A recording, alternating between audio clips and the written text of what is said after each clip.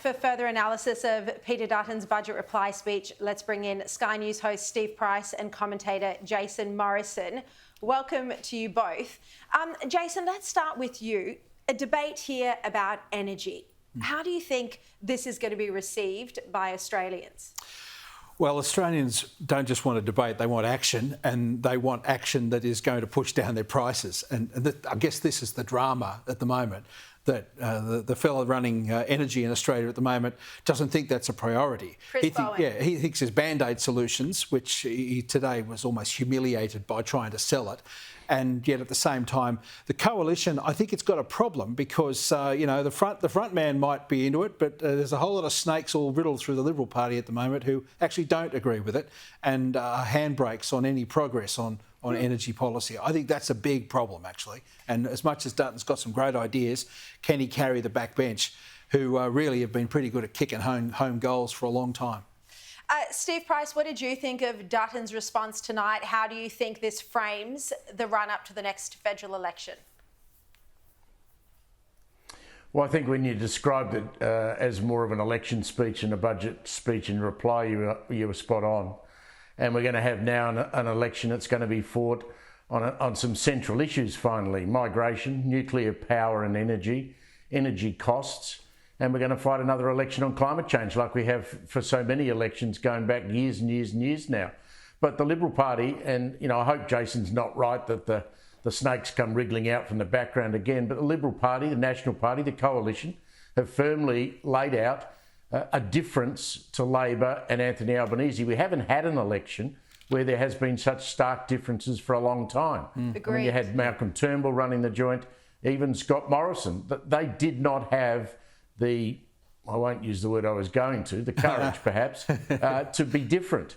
Dutton has those things, and he's going to show the Australian public that he's willing to do it. Look, we saw today, front page of the Daily Telegraph, an accusation against Anthony Albanese that his tenant living in his investment property in Sydney's inner west was handed an eviction notice. Jason Morrison, a lot of people have come out today and said, oh, well, fair enough, if Albanese wants to sell his house, he can. What do you think? I know why this is a story, because it's a great story, but I also kind of look at this and I think this fella is a damn whinger. You've been given 3 months to vacate. Not many people get 3 months to vacate, and not many people get rent as cheap as he's had it for as long as he's had it. He should be thankful that he had a landlord who was as tolerant to keep the rate as low as he did for as long as he did, and to give him that amount of flack. I had someone who's close to me who was given 3 weeks to get out of a place. And 3 weeks in this climate in a city like Sydney is impossible.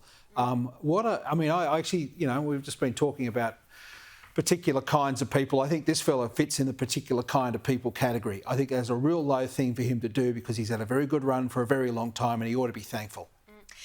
Steve Price, more than anything though, doesn't it highlight that the Prime Minister has investment properties while people are, and the Courier Mail in Queensland has covered this really well, some people are seeing 800 properties just to rent them and they're unable to find a place? Look, we have a rental crisis. I think Jason's been kind on that bloke calling him a whinger. I think he's a pain in the neck. He got his rent decreased from $800 a week to $600 during COVID, and the Prime Minister didn't put it up again after COVID was over.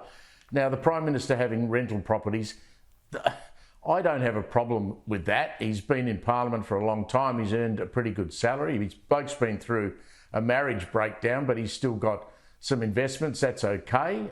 He wants to change his private arrangements. He's probably going to buy a bigger house when he gets married to Jodie this year. But this bloke has really annoyed me today. As Jason said, he's lucky he's got a roof over his head. We had a rental inspection for a vacant apartment in the block I live in Melbourne occasionally, and there was 100 people queued up out the front. Yeah, so the bloke should thank his lucky stars that he's had somewhere to live.